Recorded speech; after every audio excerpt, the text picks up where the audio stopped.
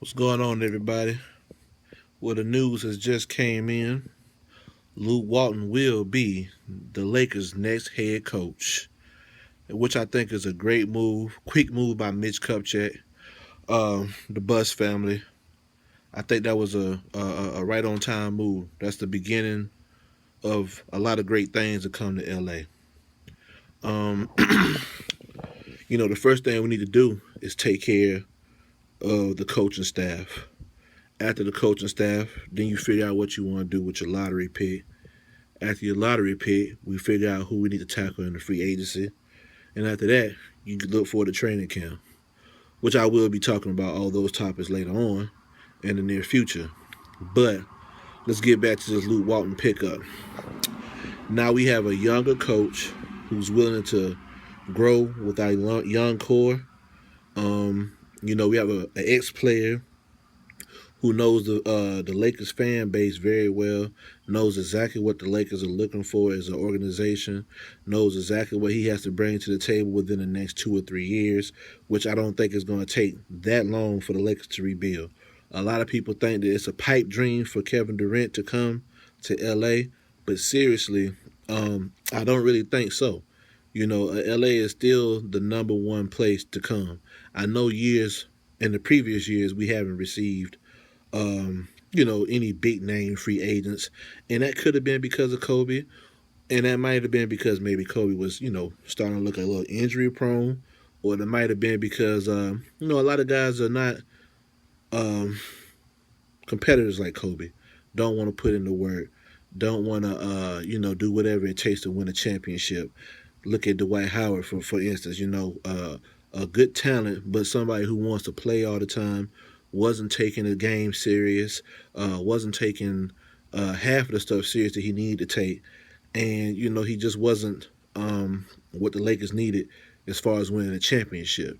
He can't be a happy-go-lucky person like Shaq on and off the court. See, the difference is when Shaq was on the court, he dominated the game, and that's what Dwight Howard couldn't figure out. So, you know, that might have been the reason why we didn't get any big time free agents like LaMarcus Aldridge. I know Carmelo decided not to come, and which actually turned out to be for the better for both of them, to be honest with you. I feel like if you couldn't play with Kobe, if you couldn't put up with that alpha male uh, attitude that he gave you, that win it all, or it's a bust season type of attitude, then you don't need to be in LA because we're accustomed to these championship rings. So, hey, it's time to put your game face on. All you Laker fans, be ready. The wait is over. No more being patient. We got a coach that we can all trust. No disrespect to Byron Scott, but his style of play and the way he taught the game is just not in no more. All those hard nosed coaches like um, Jerry Salone. You think about maybe even Jeff Van Gundy. That's really why he hasn't really decided to make a move just yet, because he haven't found the right team that can put up with his tough nose type of basketball. But like I was saying, all those old school coaches that played that, pick and roll game and stuff like that is not really in no more. Besides the Golden State Warriors, they run a lot of pick and roll, but it's a different type of isolation that they run. So now we have a younger coach who can understand how to utilize young talent. This is nothing but a great move for Demarcus. D'Angelo Russell, Jordan Clarkson, Larry Nance, Julius Randle.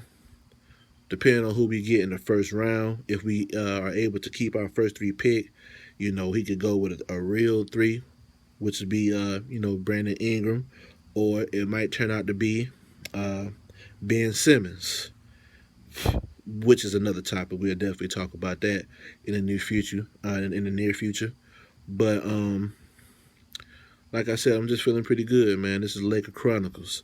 Everything is starting to come true.